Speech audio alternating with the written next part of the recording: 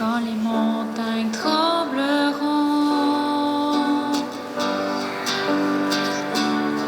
quand je serai éprouvé. Alors, merci encore à la petite Zélie, Adrien, Clémence, Adèle et Blanche. Merci d'être avec nous, c'est très apprécié. Alors, bienvenue tout le monde, ça va bien? Vous êtes tellement beau aujourd'hui, on s'est rempli les yeux de soleil et ce soir, je pense que c'est un autre type d'illumination qui va nous être apporté. Alors, on est heureux, évidemment, que Sœur Catherine soit avec nous pour une deuxième soirée consécutive. Elle a laissé nous dire de quelle maladie spirituelle elle veut nous parler, mais je vais vous donner un indice. Un jour, j'ai lu une phrase que j'ai trouvée très intéressante, où on disait que l'humilité, c'est une fichue vertu. Dès qu'on prétend l'avoir, on ne l'a déjà plus. Alors, Sœur Catherine, c'est une joie de vous entendre à nouveau.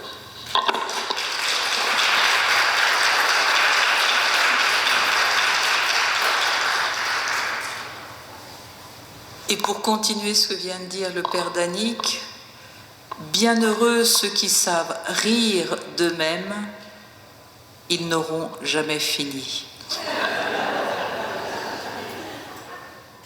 En creusant hier, ensemble, nous avons creusé cette maladie qui est plus qu'une maladie spirituelle, qui est une des composantes du péché originel, la jalousie. Il n'est pas facile de se connaître. Il est tellement peu facile de se connaître qu'un père de l'Église qui s'appelle Saint Isaac le Syrien dit cette phrase incroyable: qu'est-ce qui est le plus important? Connaître ses péchés ou ressusciter un mort? Vous avez déjà compris la réponse. Il est plus important de connaître ses péchés. Et vous voyez, on pourrait croire que c'est plus important de ressusciter un mort. Non. Parce que entrer dans la connaissance de soi, entrer dans la connaissance de ses obstacles, de ses refus, de ses points d'orgueil, vous avez compris de quoi on va parler, c'est une grâce, c'est une lumière, et on ne peut pas y arriver seul. Pendant des années, j'ai eu un père spirituel, un dominicain, Jean-Claude Sagne, qui nous disait et qui me disait, avant de se confesser, demande à Marie de t'indiquer le point important sur lequel tu dois avancer, sur lequel tu dois te confesser. Pendant tout le temps où j'étais accompagnée par cet homme, j'ai pratiqué cela. Il est décédé, j'ai oublié, et maintenant, vous voyez, en ayant la chance de vous en parler, ça me revient. Je peux vous dire que ça marche. Nous ne nous connaissons pas. Les autres nous connaissent. Ils nous connaissent si bien que, de temps en temps, ils nous disent ce qui ne va pas. Et je peux vous dire tranquillement, pour vivre en communauté, que c'est inutile. C'est inutile de dire à son conjoint, à sa conjointe, de dire à sa sœur ou à son frère, dis donc, là ça va vraiment pas du tout, hein. C'est inutile. Pourquoi? Parce que si la personne ne le voit pas elle-même, elle ne peut pas changer. Mais il y a des prises de conscience à faire. Hier, nous avons parlé de Caïn, et nous sommes tous des grands jaloux. Nous sommes tous des Caïns en puissance. Étant française, ayant dans notre Europe vécu la Deuxième Guerre mondiale. Moi, je ne l'ai pas vécu, je suis quand même un peu trop jeune. Mes parents, grands-parents, etc. ont vécu ce traumatisme. Eh bien, il y a une prise de conscience qu'on est obligé de faire, c'est que plus de la moitié de la population française a collaboré avec l'ennemi.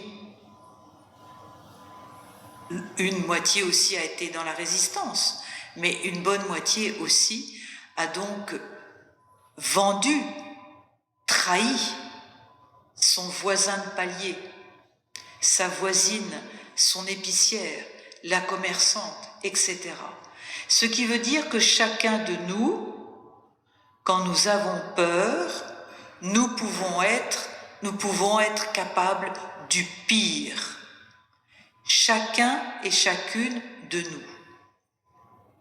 Le père Chevignard, un dominicain, en 1946, c'était juste après la fin de la Deuxième Guerre mondiale, il accueille dans son noviciat, c'était un père maître des novices, il accueille dans son noviciat une dizaine de jeunes frères dominicains prêts à se donner à la vie religieuse dominicaine. Et il leur dit ceci: mes frères, si vous pensez que vous n'êtes pas capables de faire partie, si vous pensez avoir l'illusion que vous n'êtes pas capable de faire partie de ces nazis qui ont tué des millions de juifs, vous pouvez sortir d'ici. En clair, cet homme leur disait: vous êtes habités comme tout le monde par le pire et par le meilleur. Ça, c'est très important de savoir que cela nous habite. Qu'on ne sait pas demain si, sous la peur, on n'est pas capable de faire les pires choses. Donc ça, c'est une prise de conscience dans laquelle il faut rentrer jour après jour. Thérèse de Lisieux le disait: si je n'avais pas été au Carmel, j'aurais été un démon. Jésus m'a permis de ne pas tomber. Il m'a précédé. On est tous capables du pire. Alors non seulement, ça, vous allez dire, oh là, elle rigole pas ce soir. Si, on va rigoler, hein, vous inquiétez pas. mais bon, il faut aussi dire les choses telles qu'elles sont, quoi. Non seulement nous sommes tous des Caïns, nous sommes tous des grands jaloux, mais je vais vous apprendre encore une bonne nouvelle. Nous sommes tous des dictateurs. Ah oui, nous sommes tous des grands dictateurs.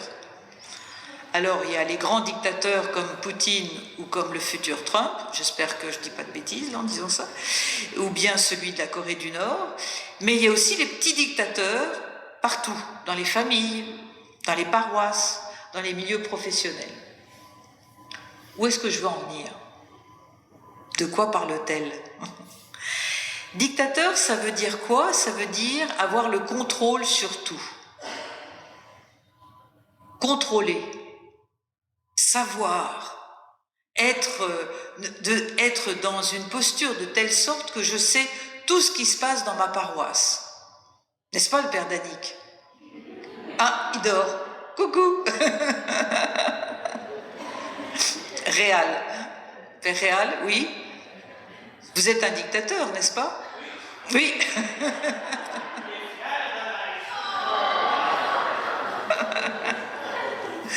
C'est très important nous sommes tous des petits dictateurs.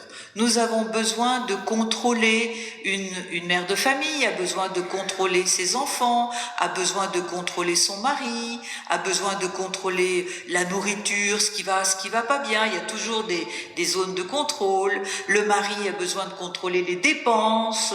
Qu'est-ce que tu as fait avec la carte de crédit? Pourquoi ci? Pourquoi ça? Et puis dans une communauté, la prieure contrôle. Dis donc, hier tu es rentré trop tard. Qu'est-ce que tu as fait pendant la soirée, etc., etc. J'espère que vous vous y reconnaissez tous, non? Nous avons besoin de contrôler, nous avons une fâcheuse tendance à vouloir contrôler la vie de l'autre. Nous voulons savoir ce qui se passe, nous sommes curieux, pas de la bonne curiosité, mais d'une mauvaise curiosité, ou même dans les hôpitaux, par exemple, ce qui est très désagréable. Moi, je le vis parce que j'ai quelques personnes de mon entourage qui sont malades. C'est très, très désagréable pour elles d'être contrôlées par une infirmière qui va leur dire « Oh, comment vous avez dormi aujourd'hui? Ça va bien? Vous voulez prenez votre médicament ?» C'est horrible.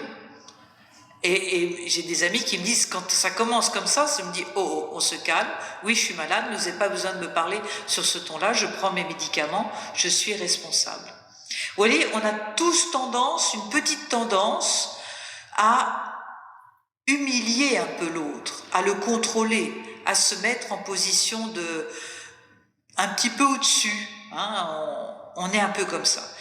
Donc, ce que nous allons aborder ce soir, c'est l'orgueil. Alors, ce mot n'existe pas beaucoup dans la Bible. C'est un mot qui vient après. L'orgueil, il se traduit dans la Bible par une attitude physique. Vous savez laquelle? Le cou. Touchez votre cou. Le cou. Qu'est-ce qui se passe avec notre cou? Le cou, c'est le lieu, si on nous coupe le cou, on meurt. Si on nous coupe la main, on ne meurt pas, mais si on nous coupe le cou, c'est fini. Donc c'est un lieu très important, c'est pour ça que sur les icônes, en général, Jésus a un gros cou, parce que c'est par là qu'il nous donne le souffle, la vie. Dans l'Exode, dans le livre de l'Exode, Moïse fait passer son peuple par la mer Rouge grâce à la nuée. Moïse arrive dans la terre promise et le peuple arrive dans la terre promise. La première chose que font les Français, non pardon, le peuple, c'est de râler, de murmurer et de ne pas écouter. Et qu'est-ce que dit Moïse, reprenant la parole de Dieu?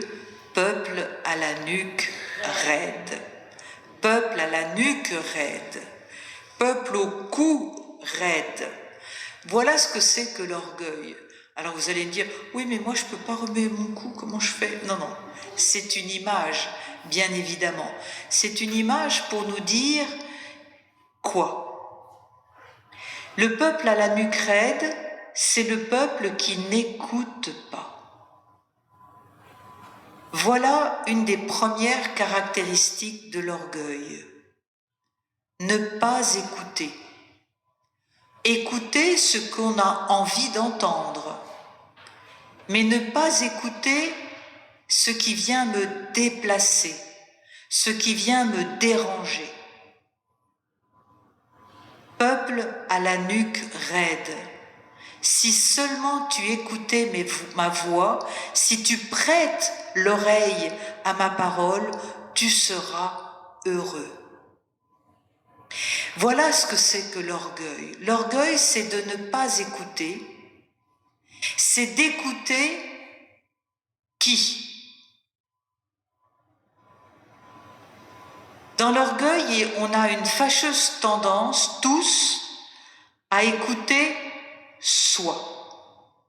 Non pas la bonne partie de soi, mais la partie qui râle, la partie qui murmure, la partie qui dit « j'ai raison ». L'orgueil, c'est ça, c'est cette volonté d'avoir raison. C'est dans les petites choses, hein. Regardez quand, en famille, Adrien, t'as pas rangé ta chambre. Maman, c'est Zélie qui a tout dérangé dans la mienne. Voilà. On va tout de suite, je suis désolée, hein, je prends un exemple concret, c'est pas vrai, hein, Adrien. Dès que ta maman te dit t'as pas rangé ta chambre, tu dis oui, c'est vrai. Mais c'est cette façon qu'on a de toujours dire non, non, non, non, c'est l'autre.